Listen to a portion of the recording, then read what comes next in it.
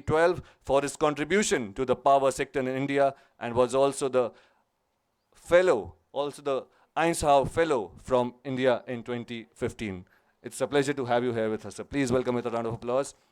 And as the discussion for the session, we are delighted to have Mr. Prasanna K. Dasji. He is a retired civil servant and author of 11 books, including short story collections, poems translations, literary criticisms, essays, and stories for children. Some of his notable books are Tell a Tale and Other Stories, Invisible Poet and Other Stories, The Mysterious Ladies, and more. He has also translated from Sambalpuri, Odia, Sanskrit, and Urdu to English. And to begin the session on a pious note, or rather an energetic note, I would like to tell all of you about the new book of Dr. Sachchidanand Joshi ji, which is titled as Low Hanging Fruits. And I would wholeheartedly like to invite Mr. Raghav Chandraji, the president of Society for Culture and Environment and founder of the Bhopal Literature and Art Festival, to kindly come up on the stage and be here for the launch of this book, this very book, Low Hanging Fruits. And Dr. Biswas is the Vice Chancellor of the Jagran Lake University. We are really happy to have Dr. Viswas, the Vice Chancellor of Jagran Lake City University. I would request him to join as well. This very book, dear ladies and gentlemen, is a slice of life collection of events, occurrences in the author's life, lived with his trademark authenticity. Yes, that's the book, Low Hanging Fruits. Dr. Sachchidanand Joshi ji has a keen eye for details and a sensitive mind, and sets out to capture all the experiences that he undergoes in this journey called life. And of course, you can read this journey of his life through this book. Thank you so much, gentlemen, for joining us. And now, I would just again like to remind everyone the title of the session is Cultural Connectivity, and I'll be requesting the gentlemen to kindly begin the session, and we must also go ahead with a round of applause, everybody.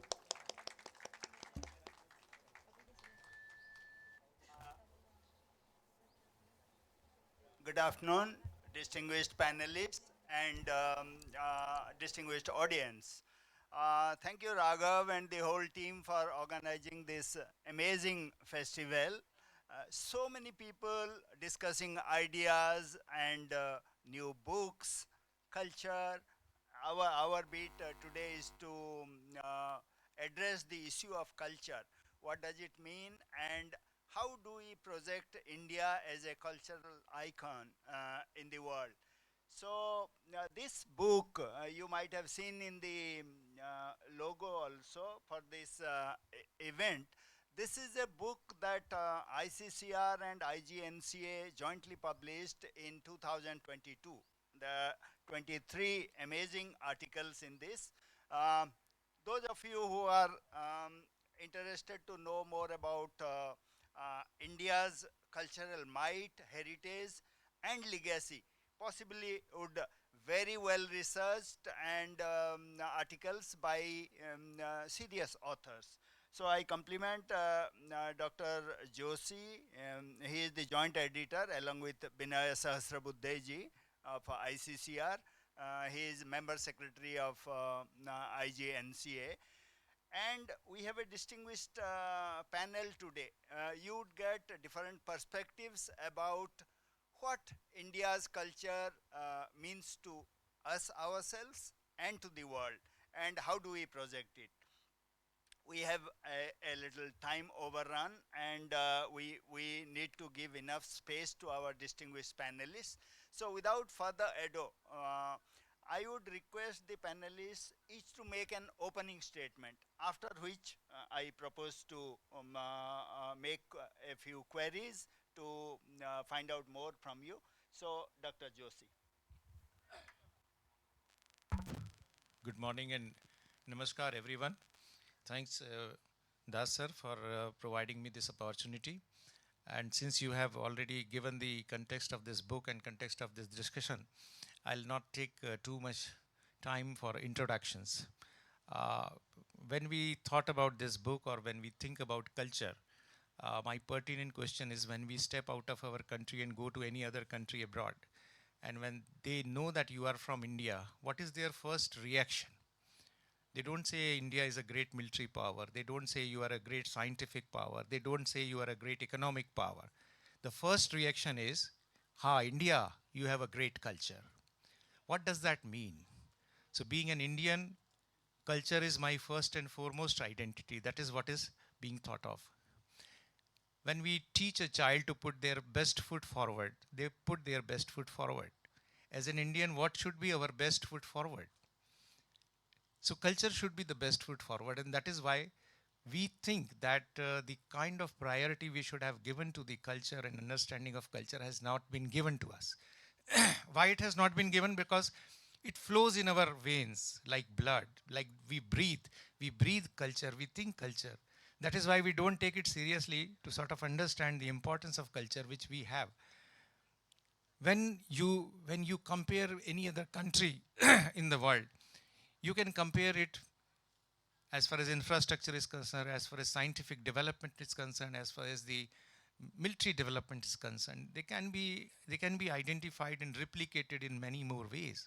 But the kind of culture which our country possesses, no other country possesses in the entire world. Despite this fact, enough importance has never been given to understand the culture in the most academic manner and the systematic manner. We should have done that. And that is why the need to educate about culture is very pertinent and immediate. Recently, I was discussing with my fellow panelist, and I was thinking about that. When this national education policy came, everyone was happy that culture has become a part of national education policy. And everyone was very happy that now, ultimately, finally, culture has become part of education. But think, what is a bigger circle? What is a bigger ambit? I think culture is the bigger ambit and education is a part of that. India started from that place. Initially, the culture was the bigger ambit where everything was brought into that frame. Education was one of its component. Now the situation has come where we are all happy that in education culture is being taught and it has become a part of that. India is the country which taught the entire world Vasudhaiva Kutumbakam. No other country in the entire world. Today we are talking about the sustainable development goal. But we are the country which taught the entire world 2500, 3000 years back that we have to live like a family in the entire world, otherwise the world will not survive. If I correctly remember, in 1986 or in Brooklyn University, Hacken Attorney presented a paper known as Global Civics. And there all these development countries were shouting that the time has come where these natural resources are supposed to be shared by each and us on an equal platform. We need to teach about the global civics. But this is what India has been teaching to the entire world since ages. That is why we say Yatra Bhavatu Vishwa Ek Needam. The entire world is one need, one ghosla, one house. We all have to survive in that. So in all contexts, India has been primarily teaching about the culture. Today the time has come where we all are poised to be the Vishwaguru in 2047. What should be my strength? And when Joseph Nye called culture as a soft power, we all started saying that. It is a European construct, emerged in 1990 or 1986. We as a culture is not dealing culture as a soft power.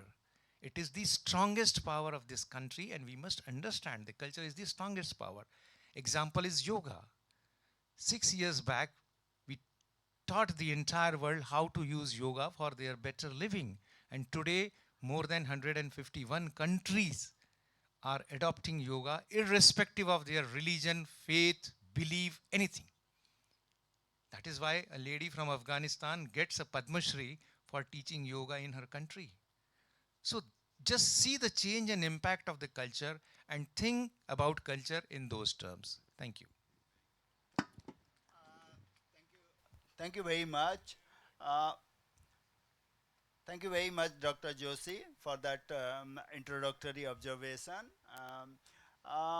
Mr. Doval, you are an economist by training and a manager. You have done MBA from global universities, and you have been a practicing investment banker. But you are better known for your think tank, I think, India Foundation, and for pushing this agenda of promoting India abroad, especially your Connect, the event you did in USA. So, how do you visualize India in the coming decades? So, your opening remarks, please.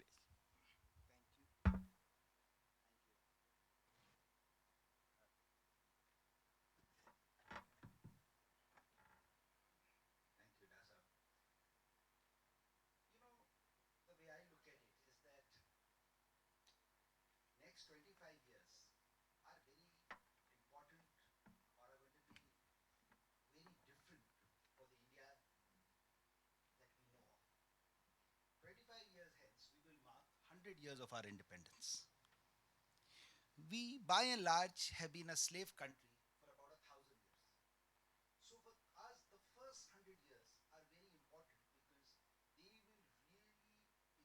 put us back as a country from, like an aircraft where we are past the inflection point of failure as a nation state. And, many nations have failed after getting independence. So for us, these 25 years are going to be very transitional in terms of who and where we will end up. Now, there is one constant that is emerging that we are by and large now sure that is quite inevitable. That in these next 25 years, by the time 2047 happens, we will be a world power. And we will be one of the top three powers in this world. And much of that power is our hard power. It is obviously military power, but there is essentially fueled by our economic power. And the momentum of economic power, which is just about unleashing itself. To just give you an example, today we are the sixth largest economy in the world.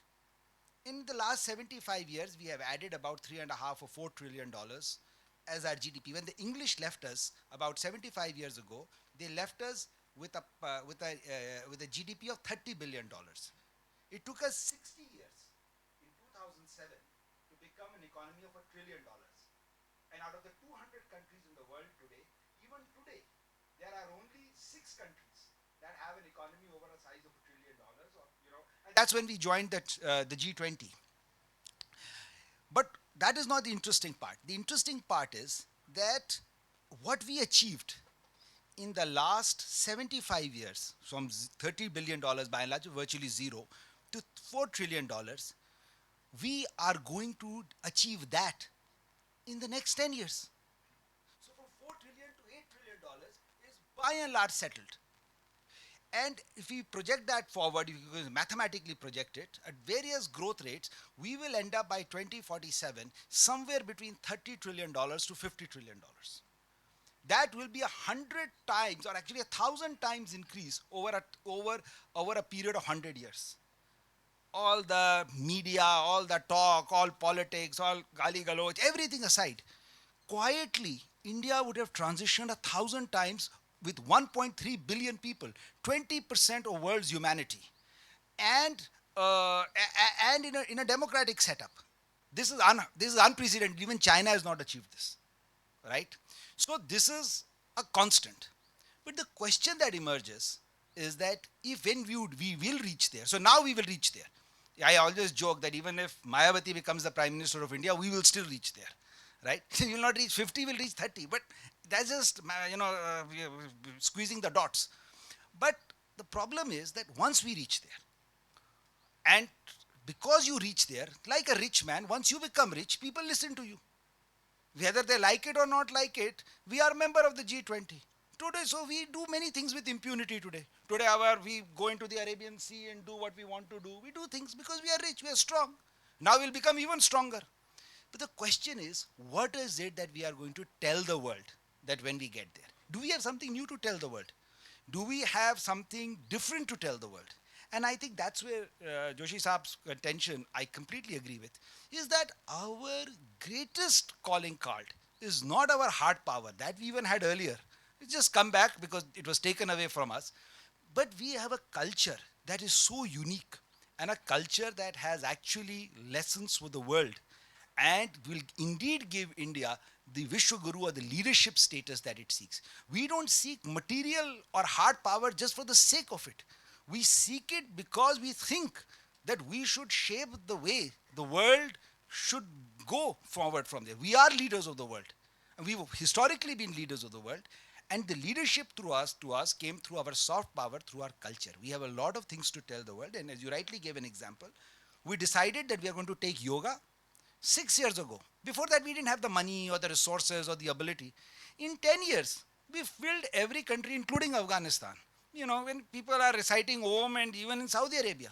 And in the next 20, 30 years, we will multiply. But because we had yoga, we could take it. If we didn't have anything, there was nothing to take. So I think the real question that India's leadership will face is that now that we have the hard power and the muscle to actually project our viewpoint, what are the things of our culture that we want to take to the world to indeed make the world a better place for not just for us but for the entire humanity, and a world that is sustainable. And I think that, and in the failure of India to not being able to do that will then lead to another country becoming rich, another sector people becoming rich, and maybe adding to the problems of the world, as you have seen that rise of China or the rise of the United States, or even the Western powers hasn't really made the world a better place for humans to live. So actually, that I think makes this whole culture debate indeed very pertinent. I'm glad that we are discussing it today. Ambassador Rajasekhar, you have been at the practicing end of this. Your entire career you have spent in handling India issues abroad, how to project it, and the challenges that you have faced, and how, with limited resources, the India image has been managed. Thank you very much. First of all, I would like to wish you all very happy Makara Sankranti, happy Lori Pongal, and I'm very happy to be here in Bhopal, where I first came as a young probationer back in 1991. Welcome back to Bhopal. Yeah, so very happy to be back here and connecting friends and lovely weather, escaping the cold of Delhi. And in that sense, also, I would like to sincerely thank the organizers, Mr. Raghavachandraji, for extending this invitation and affording me this wonderful opportunity to rub shoulders with the intelligentsia, movers and shakers. Thank you very much. So I would like to begin with what is the image of India when you go abroad that you had rightly started. I would like to congratulate the book that you have put together along with the other stalwart Dr. Vinay Sahasrabuddheji that gives us nice frame. Otherwise, say India is a very hazy, everything is what somebody said, that whatever you say about India, the exact opposite can be equally valid. So it's very useful that you have framed it through 23 eminent collection of wonderful writings of different manifestations of Indian culture. So when we are training, we were told that when you go abroad, when you say India in US, they will say, where are your feathers? Red Indians. So from there we have traveled some distance now. They used to say that in our times, oh India, the snake charmers. So from there we have come to mouse charmers. And now, as dear Shaurya has put it, the, the time of India has come, as Ambassador Mohan Kumar has written, the India's time, and our Honorable Minister has written, why Bharat matters. We are at a very sweet spot, so to say. The geopolitical context is very, very favorably positioned. Earlier times, culture, as you have rightly pointed out, is not the most of the priority. Say people would like to go to the other areas, no anything except culture. And in fact, when I went to ICCR earlier, DG told that only this used to be the place to send ladies, because ladies are considered to be strong in culture and that kind of a thing.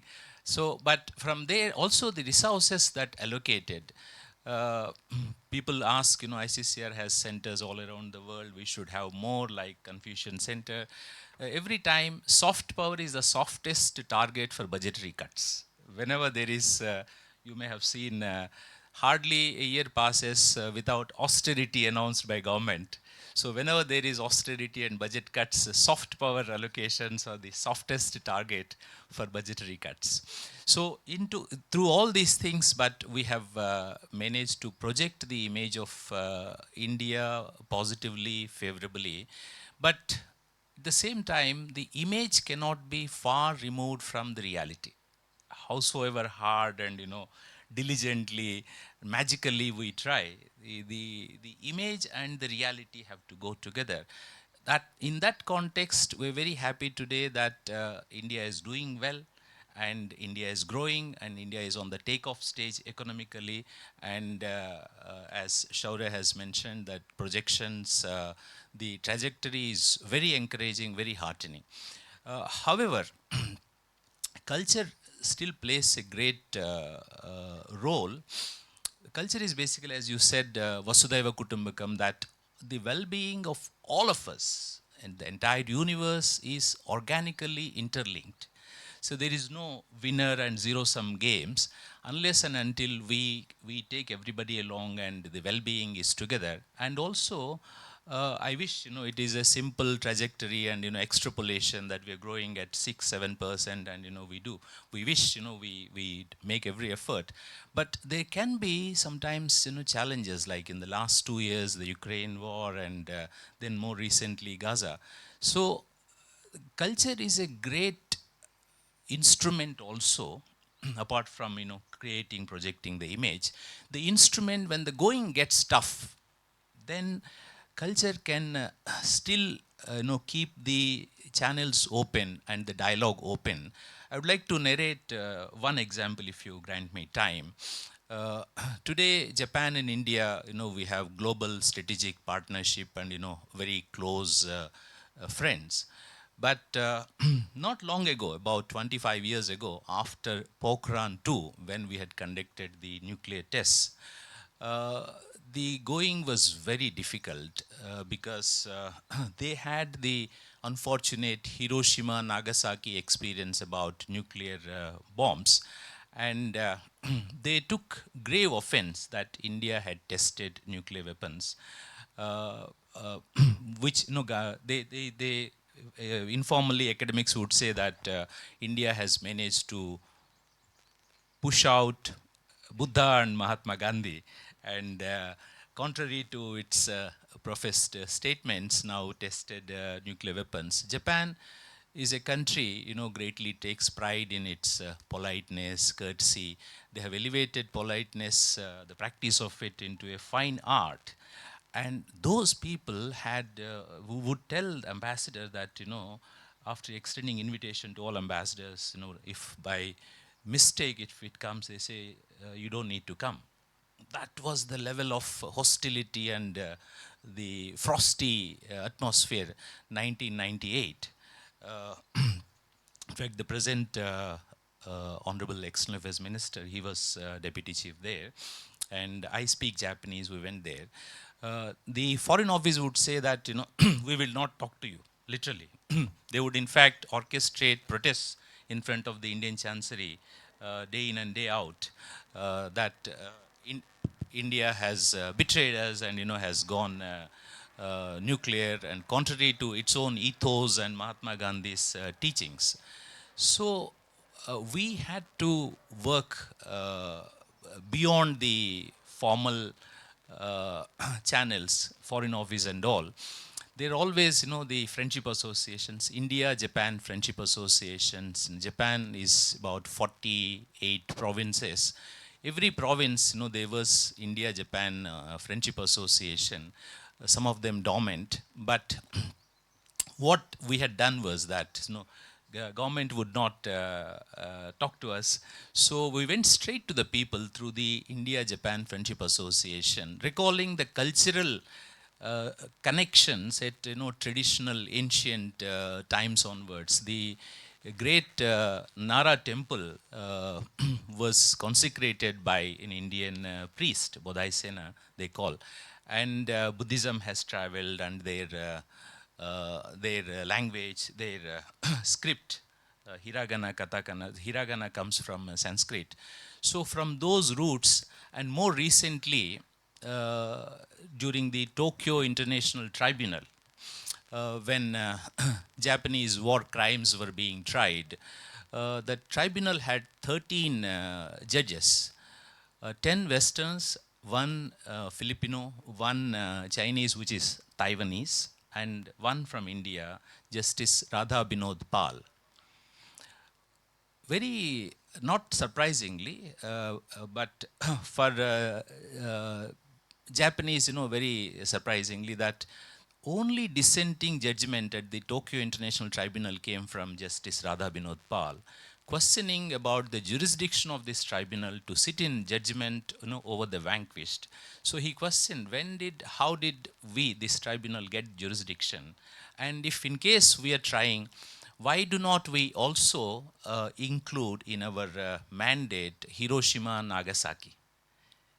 And secondly, because we have been friends all along, India, Japan, when India, your friend, becomes strong, naturally it is good. It is strong for Japanese perspective also, because eventually their rivalry, their competition is not with India, but with China.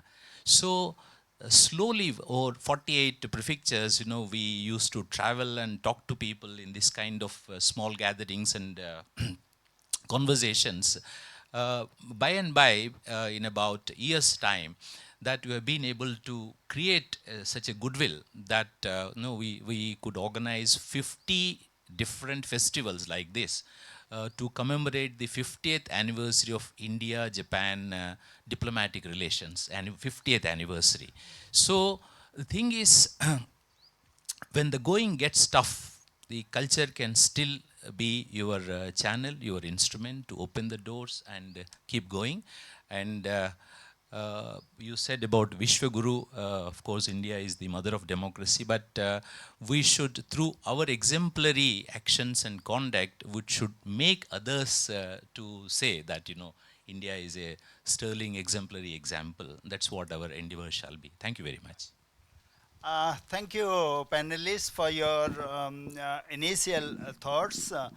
I will not go in the same order. I'll possibly shoot a few questions to you in random order.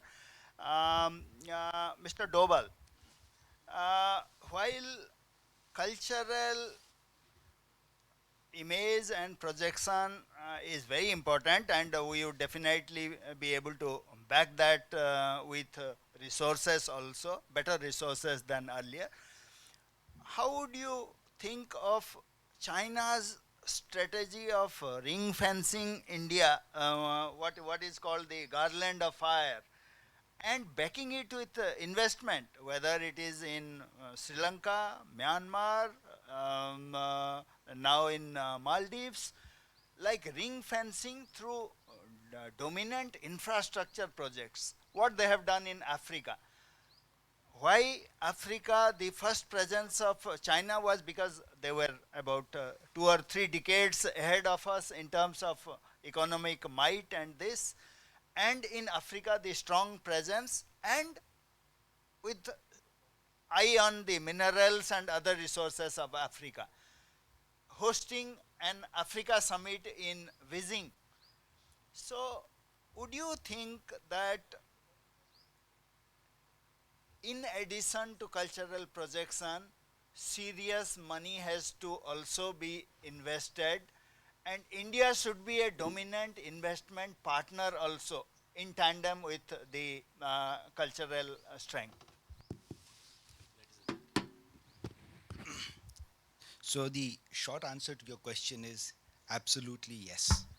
Um, we live in a real world, and a real world is a world where nobody just gives you space. India's rise to the top will not be a will be, you know, a seamless one where the world will say, oh, where have you been for the last so many years? We were just waiting for you.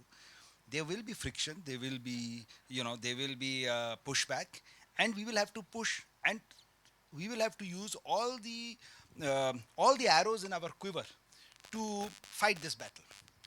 China definitely is a big economic power and will continue to remain a dominant economic power for the next 25 years with far higher resources, probably in the ratio of about, we will try to obviously bridge that gap, but currently their ratio is 1 is to 4 to us. Uh, Probably they will be able to maintain, or we'll probably bring it down 1 is to 3. So wherever we can put $1, they can put $3. So they will put that $3 and they will try to stop you. Early, so, but the very fact that we've brought down this ratio from 1 is to 4 to 1 is to 3, that in itself is a good thing. Because, but the question is, how will we bridge the balance to? That's where culture comes in. I think we have a calling card which China doesn't. And the reason that we have a calling card is because at the end of the day, in the world as we go around and travel, we find that the world is full of people and people are the same everywhere. And as Indians and through culture, we understand people. Our great, which and everything can't be bought with money. So let me give you a classic example of Africa, just as an illustrative example. Surely China and Chinese state has made huge investments into Africa, which has given them ability to use money as an instrument to play with Africans. And I'll deliberately keep the neighboring countries out of the equation because it's a little bit more complex.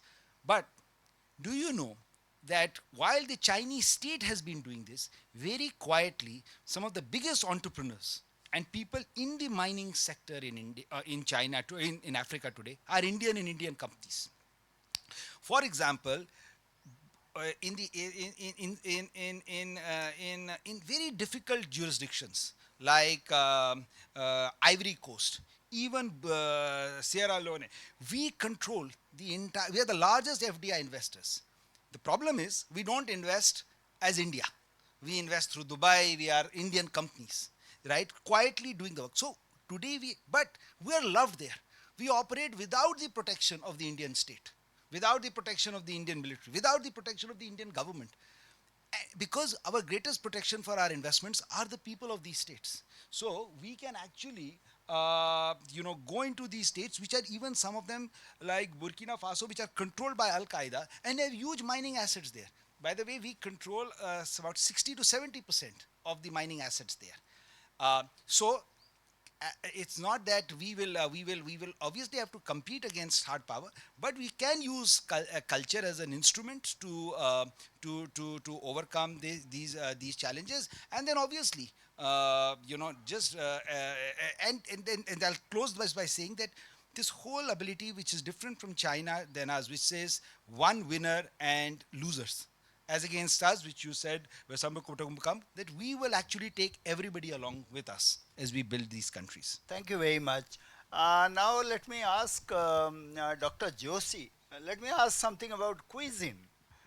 Why is Indian cuisine not the second popular in the world? Of course, Italian, Chinese, Japanese. India is the fourth most popular cuisine in the world. Why is that? We have such diverse cuisine in the country, and why is it restricted to fish and chips and chicken butter masala only? Tell us, Puspes Pant has written a beautiful article in this. Yeah. India with its cuisine variety, amazing variety, should be a global leader in exactly. taste. And tell us more exactly वो कहा है ना कि वो किसी भी दिल का रास्ता भी पेट से होकर जाता है या पेट से होकर जाता है ये तो अनलेस आपका पेट भरा नहीं है तब तक आपकी कोई भी चीज़ नहीं हो सकती भूखे भजन न होए गोपाला भी कहते ही हैं but I just want to say that all right I'll not go in the details of the ranking and world ranking and all these things but Indian cuisine is globally popular and Indian restaurants are globally popular. They are picking up everywhere and most important thing is that Indian restaurants are within the affordable limit of it. People by and large in general, even the people in the US opt for when they have a moderate budget to spend, They prefer to go in an Indian restaurant rather than going in a lavish restaurant. That is the hallmark. Not only that, Indian cuisine has so much of variety. Even I am doing a research. I am doing a research in my own institute. Is only thali. How thali is being spread in different parts of the country. Gujarat has a different thali. Neighboring state Maharashtra has a different thali. Rajasthan has a different thali. Karnataka, even when you say Karnataka, it is not one state. Karnataka में भी धारवाड़ी थाली अलग है, Mangalore थाली अलग है. So that, I mean, so much of variety. This variety you will not find in the entire world. That is the best part. But then what happens is that we have never cared about the global rankings. That is the unfortunate part. अभी hunger का index आया था, world hunger index, and India was ranked among one of the lower countries in the world. But nobody ever dared to say that India has the richest tradition of putting langars and bhandaras and pyaus. They were not counted in global hunger index. That is my problem. Why? Because all these global rankings are parametered in such a way that are already structured. Unfortunately, because we have been consuming them on a day, not only day to day, breed to breed basis, we don't care about their ranking. That is my problem. So when we talk about culture or cuisine or even textile, for that matter, I was in Austria for a conference, and somebody was talking about the variety of textile in the entire Europe. And I said, you have an amazing variety in your Europe. That was the paper the lady has presented. So she said, sir, I am ashamed of saying that. I am ashamed of sharing this paper in front of you. Only in the state of Northeast, you have much more variety of textile than in the entire Europe. That is the statement. But how many of us really know about the variety of textile in Northeast? So that is the entire problem, that we need to understand the depth of our culture and should not only bother about the global rankings. Otherwise, थाली की variety आप पूछेंगे तो यहीं आप खाने में चले जाएं तो you will have 50 varieties. That's there. Has it been even listed? How many varieties of Indian cuisine do we have? Has any organization No, sir. listed the entire variety? Sir, every mother has her own recipe. So you can't say, मेरी माँ का अचार आपकी माँ के अचार से अच्छा क्यों है? So it cannot be listed. I'll tell, even in the sambar, you can identify which one is a Malayali sambar, which one is Tamil sambar, which one is Karnataka sambar, which one is Telangana sambar. I have eaten avial, you might have eaten avial, but Kerala has a different style of avial, Tamil Nadu has different style of avial, Karnataka has a different avial. So, I mean, that's the whole essence of being an Indian. अभी खाने पे बात करेंगे lunch time के पहले तो सारा discussion. And I'll add one more thing, sir. Have you ever heard of any Chinese being Indianized? But we are the only people who can Indianize every other cuisine. Right? We are the only ones who can make Italian Indian way also. I saw, you might have seen this, there was a TV show in which a Chinese chef from one of these five-star hotels was given a blind taste. 4 or 5 different Chinese dishes were put before. He tasted each one of them. He said, wow, it tastes great, but it's not Chinese, but it tastes great. These were procured from the street side dhabas of Delhi and Ludhiana, and it's great taste. I would love to have this, but it's not Chinese. So Chinese cuisine also we have Indianized. कोई film में I'll French toast खिलाया था Kangana Raut yeah. ने, French person को French toast खिलाया, उसने कहा ऐसा फ्रेंच टोस्ट मैंने फ्रांस में कहीं नहीं खाया. Yeah, and about the cultural impact of a thought. You mentioned langar. I recall Kushwant Singh has shared a memoir. They were traveling deep inside Africa and their car broke down. And it was almost in the middle of night. They were without food, without anything. Somebody recalled that 2 or 3 kilometers there is in remote place there is a Gurudwara. They say, go there, you will definitely get food. And in that ungodly hour, they got food. And he said, it can only happen because of this, our system of langar. If a hungry comes, he has to be fed. And sorry to just, because it's not a very trivial point, हम इसके बारे में हंस रहे हैं, but just think of it. आपने बाकी तीन index में cuisines बताए, right? Can any one of them show the flexibility and the adaptability to convert a dal into a French dish? But we can. Now you extrapolate it over the next 25 years, what I was telling you. Our flexibility to take and integrate everybody along with the ability and the resources just gives us a game changer that nobody else in the world has. So I think we will take a question each for the three panelists. That's the maximum time we have. But before that, uh, I would like to this is for the audience. I would like to read a brief quote and ask the audience to tell me who said this.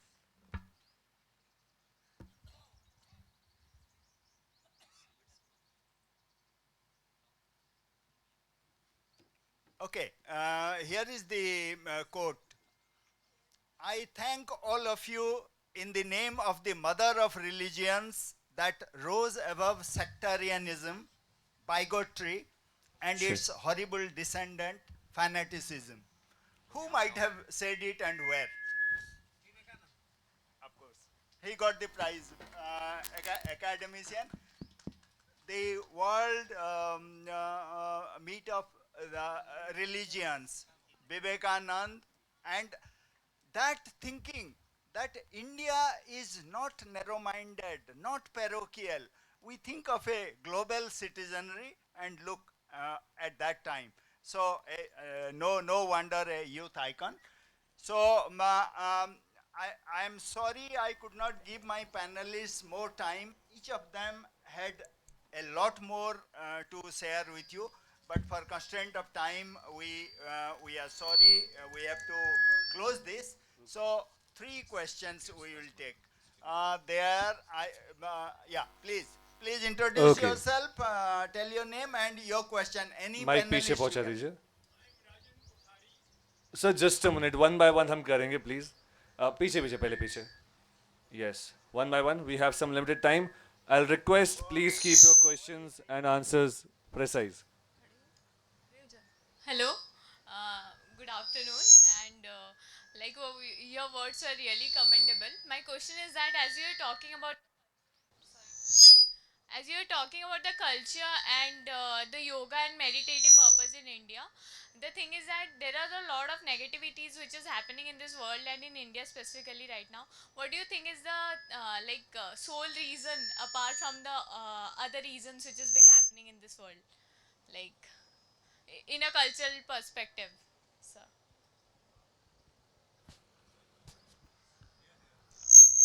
Is your question? Check. Check. Yeah.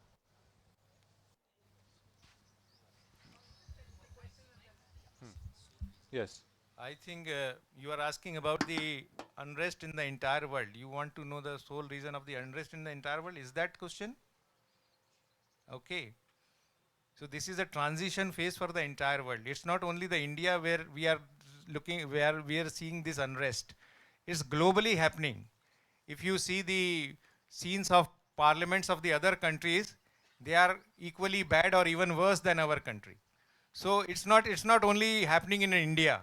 Rest assured. But only one thing is sure for this entire thing, solution lies in India only. No other country gives you the solution for this entire thing. May it be yoga, may it be dhyana, may it be the spirituality. I am not talking about the religion part. I am talking about the spiritual part. Or may it be the healing in any other process.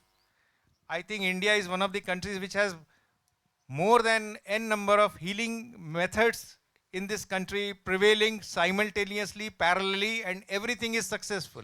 That's this. Mr. Kothari. Okay. ठीक है ma'am. Kothari ji. Please pass on the mic to Kothari ji. And followed by this man and then.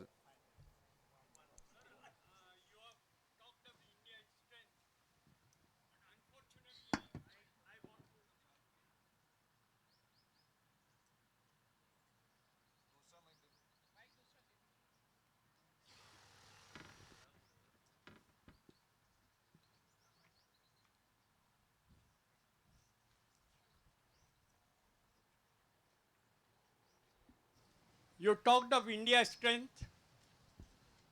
Fortunately, I would like to share Madhya Pradesh contribution, where Dr. Ashok Kavishwar was the research head of the American research community, who was directing what NASA would do research for 10 years, a boy from Indore, and a boy from Bhopal, who was the Google head for innovative director. Unfortunately, when we talk of culture, we have Ravi Shankar, who won the world record, and when we talk of Indian cuisine, but the difference is at Bhopal we are fighting who is eating what. Unless we start, So your question, please. We have my to question is to the panelists that India is great, but we have not been able to unify. Okay, that's a comment. Anybody else? Yeah, yeah. My question is like we've been talking about economy, $5 trillion, $10 billion, $20 trillion. It is good. I want that we should become $10 trillion economy. But the problem is it is a wishful thinking because we are converting our white money into black money every day and we are talking of $5 trillion economy. That's all. So is that again a Okay, question? that's an observation. So I think we'll have to last question. Last, Last question. uh, just yes, once. Uh, Sorry, Just a minute, sir. we really have to wind up because Yes. one of our Just panelists has to yeah. go for a Please go meeting. on asking. Just So last question. okay, okay. so Last I'm Commander Chakravarti. My question is to for the soft power is, can we become a soft power if we see this development with impunity while ravaging our environment and our intangible cultural assets, like we see everywhere in Joshi Mart, the Glof in Sikkim. So that part is we are digging our own. Digging up our own foundation. So that's a very critical area on the road to development. Yes. Yeah, so Thank you. that's a big policy challenge. Your question is very pertinent. The policy challenge for the policy planners is how do you balance the two? So, while you're right, while we face this problem, we are also building in the last 10 years, build a huge renewables platform. India was essentially a fossil fuel energy country. So, we understand that you can't sustain this trajectory if you don't make it sustainable. But the problem is that these sustainable technologies cost money. They are expensive. They are also under development. So this is a challenge. So we have to balance both. So the answer is yes. The way to go is there, but we have to be able to afford the way. So that's where I think, that's the thing. So I completely agree that we will only win this if we actually do it on a sustainable basis. सच्चिदानंद जी, नमस्कार, मैं प्रदीप मेहता बोल रहा हूँ। आपसे सवाल एक पूछना है कि हमारे जो 1000 साल की जो स्लेवरी थी, Just before we wind up, I would like to request Meenakshi Duaji to please come up and felicitate our guests. Yes. So just a minute, I would request Meenakshi Duaji, the founder member of Society for Culture and Environment, to please felicitate our guest. Of course, Doval ji, Rajasekhar ji, PK Das ji, and Joshi ji. Yes, a round of applause, please, for that wonderful stream. Thank you so much, Doval ji, for being there with us amidst your busy schedule, as well as. Yeah, we can continue for now.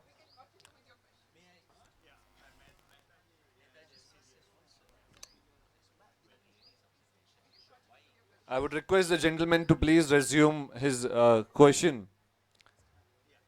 And if our gentlemen have already the answer for that, they can also go ahead with the answers.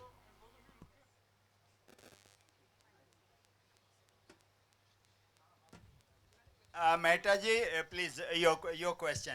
We can take 2 or 3 questions more because one of our panelists had to go for an appointment. Yeah.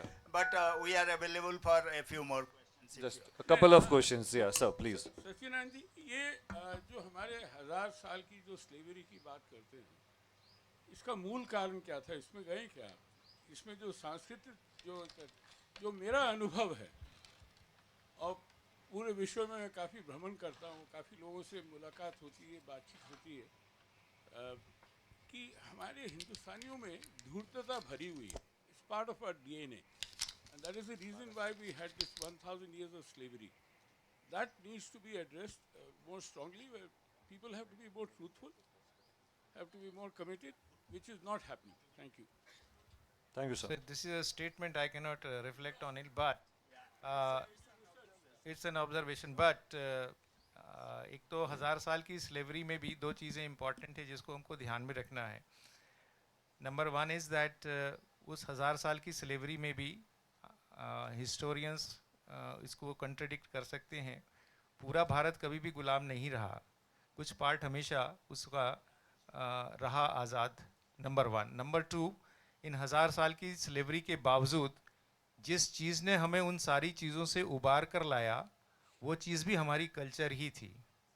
क्योंकि जो dent सारी चीज़ों पे लगा वो political dent था, geographical dent था, पर उसमें जो चीज़ सरवाइव की वो कल्चर ही की. इसलिए ये इस बात को हम बार बार कहते हैं, शायद आपको ये बात सही लगे कि जब नालंदा की यूनिवर्सिटी की लाइब्रेरी जलाई तो कहा जाता है कि इतनी किताबें जली कि 6 महीने तक वो आग जलती रही. पर वो आग जलने से ग्रंथ नष्ट हो गए, ज्ञान संपदा नष्ट नहीं हुई. ज्ञान संपदा नष्ट नहीं हुई. क्योंकि ज्ञान संपदा इसलिए नष्ट नहीं हुई क्योंकि ये जलाने वालों को लगता था कि इनका सारा ज्ञान इन किताबों में भरा हुआ है. वो नहीं जानते थे कि हमारे यहाँ जो ज्ञान की परंपरा है वो किताबों में नहीं है, श्रुति और स्मृति में है. हृदयंगम करना एक शब्द है जिसे कहते हैं हृदयंगम करना. संस्कृत में एक श्लोक है, मुझे उसका एग्जैक्ट मालूम नहीं, लेकिन संस्कृत में कहा जाता है कि जो विद्वानों की कैटेगरी है, जो विद्वान लिखते हैं उनकी कैटेगरी बी है, जो पढ़ते हैं उनकी कैटेगरी सी है. ए कैटेगरी के विद्वान जो हैं जो हृदयंगम करते हैं, ना उन्हें लिखने की ज़रूरत है ना पढ़ने की ज़रूरत है. तो भारत की ज्ञान परंपरा ही थी, इंडिया की नॉलेज ट्रेडिशन ही थी which sailed us through these 1000 years. इसलिए अगर आप बारीकी से देखें तो उसी समय भक्ति मूवमेंट के इतने सारे आंदोलन शुरू हुए और अलग अलग जगहों पर आप देखेंगे तो अलग अलग जगहों पर वो सारे मूवमेंट्स थे.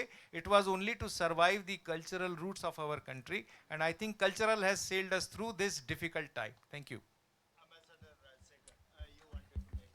Yeah, I wanted to go back to that lady's question. I didn't want to prevent, I think Mr. Kothari ji was asking question. So the lady asked why there is rift and conflict and how do we go about. Say, the thing is, when there is grievance, grudge, then it builds up, as it brews over a period of time as difference and conflict and takes violent form. The culture is the realization that we are all organically related, our well-being, and then we shall go about unto the last. Our sages have mentioned it, even scholars in the West also said unto the last. So when we ride a roughshod over the perspective of others, so basically peace is when we are able to understand the other, when we are able to appreciate the perspective of the other. So we should work through dialogue rather than through other aggressive, violent means. That is what culture is. And I would slightly differ that we alone. I think if we say go about around the world saying we alone, that may also attract a little backlash. Say around the world, there are also sages. There also been scholars, enlightened people who said. And we need to remain connected, we need to be patient and tolerant to understand the perspective of the other and also to address their genuine, legitimate grudge, grievance. We take the example of Gaza or Ukraine. It is not that suddenly it took a violent turn. There were signs there for long brewing. So diplomacy is like spirituality. It goes ahead. It gives the opportunity for us to understand. That's why we send resident ambassadors around the world, that we pick up the soundings before they manifest in violent and difficult forms. So for example, in Qatar, the US and Afghan are negotiating. So we have the wind of it.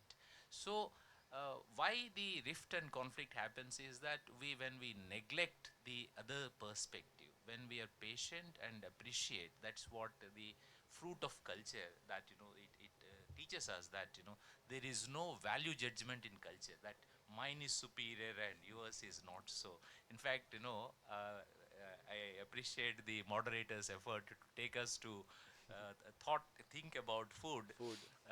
Once, we had a very nice meal at neighbor's house, and as a child and idiot, I said, "Oh, this is the best sambar I ever had." As soon as I came back, my mother gave a tight slap. How dare you do that? I realize there's no value judgment. Each one, you have to appreciate the effort that goes into it, and each one culture is basically your adaptation to the geography. Say, I had the privilege of serving as the deputy chief of mission to a very learned Kushok Bakula Rinpoche. I don't know whether you had heard of. He lived a full life. He is from Ladakh region of the country, and he served from Nehru's cabinet, onwards. And what happened is, by 80s, there was religious rejuvenation in the communist world. Then government of India very wisely sent him as ambassador to Mongolia. And Mongolia is such a hardship station, the coldest capital in the whole wide world, minus 40 degrees Celsius. So the others were, wriggling out. So yours truly went there. So I saw this Kushok Bakula Rinpoche. He's Buddhist, Buddhism and peace and all these things. But they would merrily eat beef. So I asked, if I may, if you excuse my asking this thing, so how come, with our appreciation is that, Buddhism stands for peace and non-violence and this thing, and how come you can, say, eat beef and not fish? Say they're not much fish eaters. So he said, see, Ladakh. I come from place Ladakh, and Ladakh, Arunachal, Tibet, Inner Mongolia, Buryat. These are all identical geo-cultural situations. There, people do not have access to fresh water and fish, but they have access to the animals. So we have to eat. We have to eat beef or whatever is available to sustain ourselves. Right. So the culture is basically adaptation to the geography, and working out the best possible means. But we will do well to understand, appreciate the other perspective. That would be the best prevention of conflict and war. Thank you. Indeed. Thank you so much. We'll just go for the one last question. Do we have time for more Just questions? one last question. Just 1 minute left. Please keep it precise. Very sir, brief. मेरा question ये है कि आज के समय में एक जैसे हमारे देश के बारे में कहा जाता रहा है कि हमने हमेशा शांति के दीपक के साथ अपनी सीमाओं को लांघा है, लेकिन मेरा प्रश्न ये है कि अगर यही लगातार कहते रहेंगे तो हम कहीं ना कहीं अन्याय नहीं कर रहे हैं अपने उन महान योद्धाओं के साथ जिन्होंने हमारे देश को, भारत को भारतीय उपमहाद्वीप बनाया या जम्बू द्वीप की उपमा दिलाई? इस पर मेरा आपसे प्रश्न है. Specifically can say, Joshi ji. मैं सिर्फ आपकी भारत शायद विश्व में उन थोड़े से देशों में से एक है जिसने अपनी सीमाओं का विस्तार करने के लिए कभी आक्रमण नहीं किए. भारत एज ए कंट्री, ठीक है. आप जो कह रहे हैं ना कि विस्तार हुआ, हमने जम्बूद्वीप बनाया, जम्बूद्वीप हम थे. भारत का जो पहले का विस्तार था वो बहुत अनंत था. इसलिए अथर्ववेद पृथ्वी सूक्त में एक श्लोक है, उत्तरम यत् समुद्रस्य हिमाद्रश्चैव दक्षिणम वर्षम तद यद भारतः भारती नाम संतति. ये 3500 साल पहले की हमारी जोग्राफिकल बॉर्डर्स हैं जो हमारे पूर्वजों ने बताई थी. तो ये हमारा विस्तार था, लेकिन भारत ने कभी आक्रमण करके या किसी देश का इस तरह से नुकसान करके तो कभी कोई बात नहीं की ना. नहीं, वो अलग चीज है. भारत के अंदर की बात कर रहे हैं. भारत का एग्रेशन उस तरह से किसी दूसरे देश पर तो नहीं गया. Last comments, sir. Yes. Yeah. So simple thing is, everything depends on the context. So when the situation requires war, certainly we should. But peace, is infinitely superior to fighting and war.